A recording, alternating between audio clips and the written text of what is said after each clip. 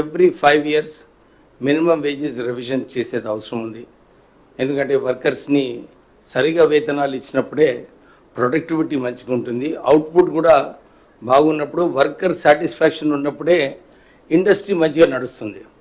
అయితే అప్పుడు minimum wages committee వేసినప్పుడు, డిస్కషన్స్ జరిగినప్పుడు అందరు ఇండస్ట్రియలిస్ట్ కూడా సిఐఐ, ఫ్యాప్సీ వాళ్ళందరూ వచ్చి చర్చించి, లేదు సార్ మాకు ఇంత మినిమం వేజ్ ఉన్నప్పుడే మా ఇండస్ట్రీస్ నడుస్తుంది, అంటే కాంపిటేటివ్గా ఇన్వెస్ట్మెంట్స్ కూడా రావాలి.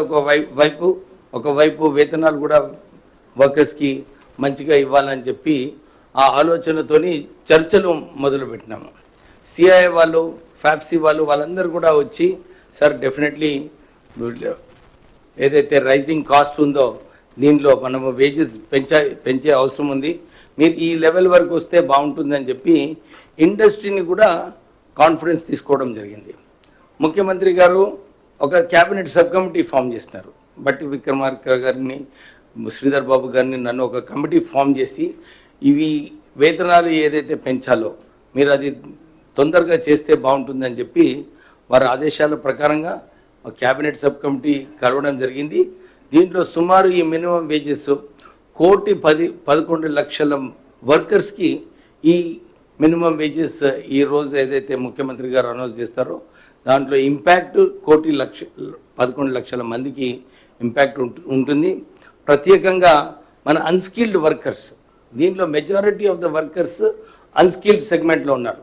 సుమారు 75 లక్షల మంది ఈ అన్స్కిల్డ్ కేటగిరీలో ఉన్నారు.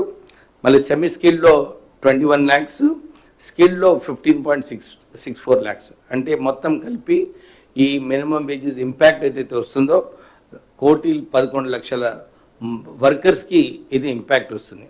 అందరికి తెలిసిన విషయమే. లేబర్ కోడ్స్ కూడా అనౌన్స్ చేయడం జరిగింది కేంద్రము.